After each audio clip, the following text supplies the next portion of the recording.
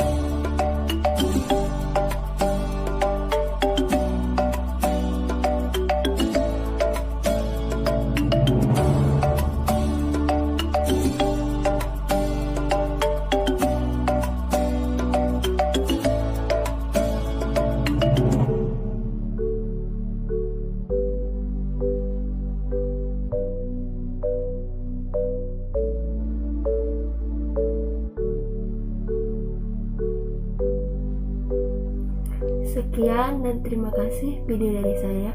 Mohon maaf bila ada kesalahan. Wassalamualaikum warahmatullahi wabarakatuh.